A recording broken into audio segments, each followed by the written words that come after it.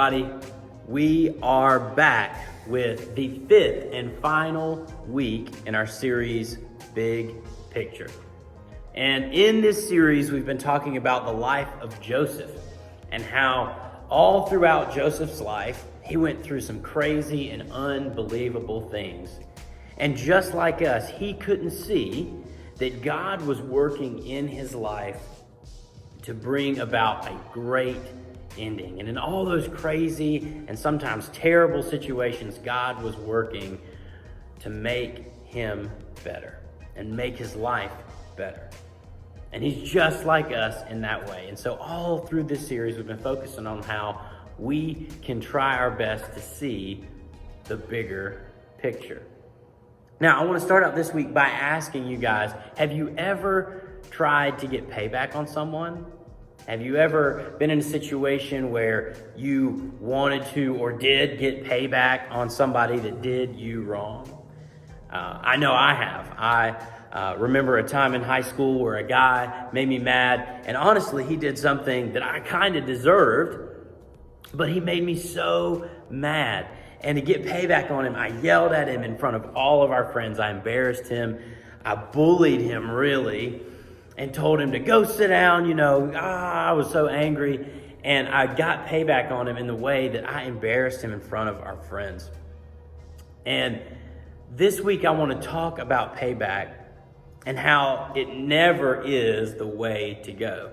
And how we see in Joseph's life where he had the opportunity to get payback on his family for all the things that they did to him and chose the right path instead. Now, we've all had someone do something to us, ask something about us, say something about us, or treat us in a way that makes us want payback. And here's the thing. While payback may feel fair in the moment, it's not good.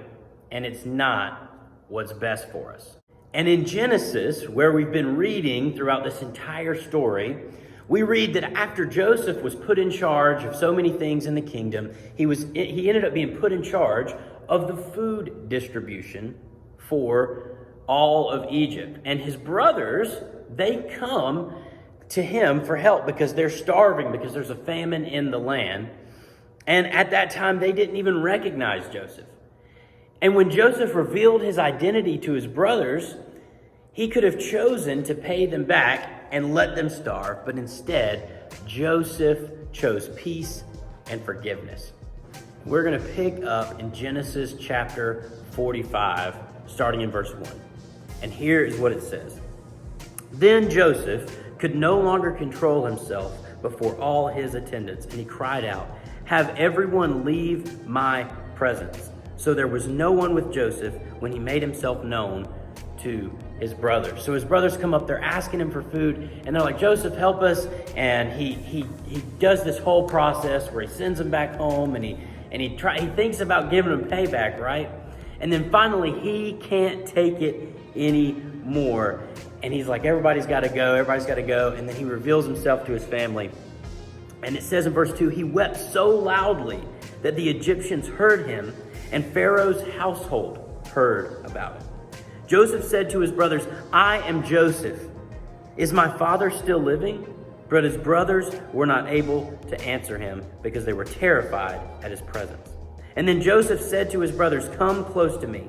When they had done so, he said, "I am your brother Joseph, the one you sold into Egypt. And now do not be distressed, and do not be angry with yourselves for selling me here, because it was to save lives that God sent me ahead of you." And so he's saying, look, you don't be upset. Don't be upset that you did this. I was upset for forever, and now I'm not, because I can see that God had his hand in all of us, and he sent me here so I could save your lives in the future. And then in verse 10, let's skip ahead to verse 10. It says, "You shall live in the region of Goshen and be near me, you, your children and grandchildren, your flocks and herds, and all you have. I will provide for you here, because 5 years of famine are still to come. Otherwise, you and your household and all who belong to you will be desolate." And so here's the thing. Joseph had the power. He had the power to do anything he wanted to his brothers who had sold him into Egypt, right? They threw him in that pit. Then they ended up selling him to some people in Egypt. And he could have done anything. In Egypt, he had the authority. He could have done whatever he wanted to. But he chose instead to forgive and to love them and to save their lives, really. And just like Joseph, when we can't see the bigger picture, we can choose to forgive. There may be details of a bigger picture that we can't see or understand, but we still have a choice, and that's forgiveness. When someone wrongs us, we can choose to either build a bridge to reconnect with them, or we can tear the bridge down and destroy that relationship. And I'd like to suggest to you that God always wants us to restore our relationships. He doesn't want people to destroy the bridges, burn the bridges, ruin the relationship and never come back to them. He doesn't want you to just cut people out of your life because they made you angry. He wants us, just like he did with us, to choose forgiveness. And here's the thing. I know forgiveness is difficult. I know firsthand forgiveness is difficult. I've made the mistakes. I've chosen to try and get back at people. The friend that I told you about in the beginning of this, man, that ate at me for years. We didn't talk for years afterwards. And it ate at me for so long. And finally, after we had long graduated high school, I messaged the guy on Facebook and was like, dude, I am so sorry. Will you please forgive me? Because it was eating at me. It was eating at me. I knew what I should have done, and I chose to do the wrong thing. Luckily, we were able to talk through that, and he forgave me, and a huge weight was lifted off of my shoulders. But if I could go back and I could do it over again, man, I would have just let what he did roll off my back.